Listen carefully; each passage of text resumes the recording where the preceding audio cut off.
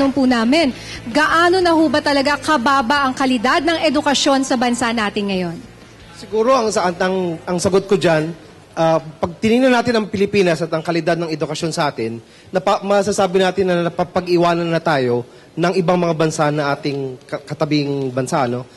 Isa sa mga problema dyan, kahit na dumadami yung ating numero ng mga kolehiyo, 1,500 nga tayo, mas marami pa nga ang mga kolehiyo natin sa Pilipinas kaysa dun sa ating mga karating na bansa. Ang problema, hindi lamang sa numero ng mga kolehiyo, pero sa kalidad rin ng mga kolehiyo na yon. No? Okay.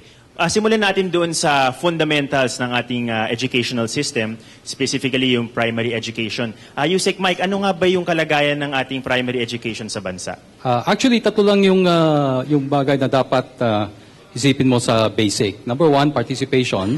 Are the kids going to school? Number 2, completion. Are they finishing? And number 3, achievement. Are they finishing with quality? Retention o completion, yun ang malaking problema. So, the first is, nakita mo sa video that the biggest dropout rate is between grades 1 and 4. Ano ba yung problema dyan? Actually, that's health and nutrition, undernutrition. Pag nakita mo yung mga bata na pumapasok sa grade 1, masyadong maliit. Stunted yung growth nila, undernourished, hindi nila kaya yung everyday schooling. So, dapat yung solution dyan, feeding.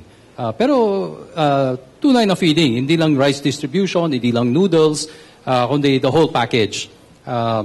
After grade 4, ang lumabas sa video is hindi marunong magbasa, hindi marunong gumawa ng arithmetic, math.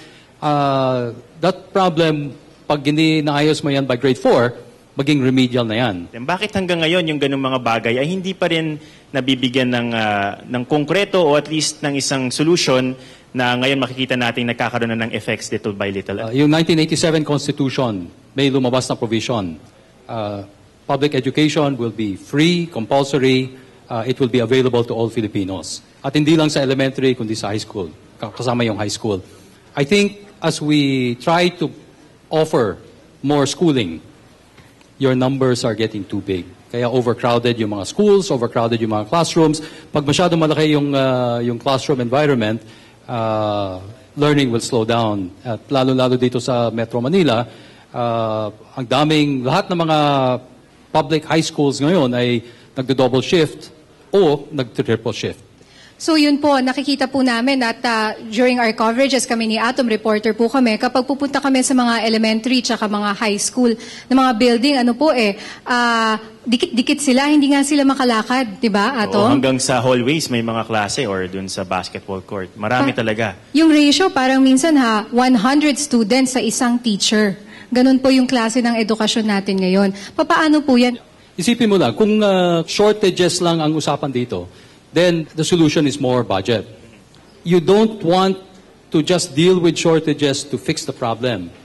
More of the same will give you more of the same results. Okay. Siyempre, moving on to the tertiary level of education naman, siyempre, napag-uusapan yung problema sa high school, sa grade school. Yung mga problemang yun, Brother Armin, napapansin nyo ba na sa mga estudyante yung nag-enroll sa mga kolehiyo ay kitang-kita ba yung epekto ng kanilang edukasyon sa primary at sa secondary?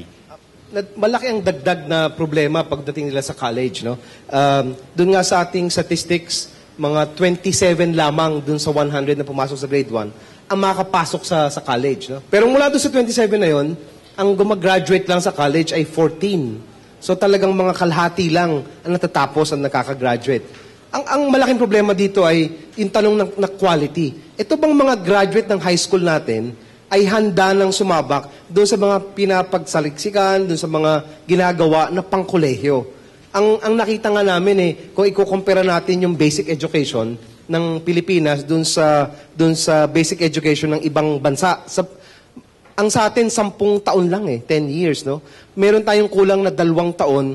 Kaya yung mga nakakapasok ng college, yung first 2 years nila ng college, talagang humahabol pa lang sila doon sa mga competencies na dapat nakuha na nila nung high school. Sir, kailangan dagdagan ng 2 years pa yung ating parang primary Palagay ko, level. hindi option sa atin yun Kung lahat ng mga estudyante sa buong mundo ay merong 12-year basic education, tapos sa mga Pilipino ay 10 taon lamang, hindi yun option sa atin. Kailangan nating solusyonan yun. Kailangan nating dagdagan yung basic education.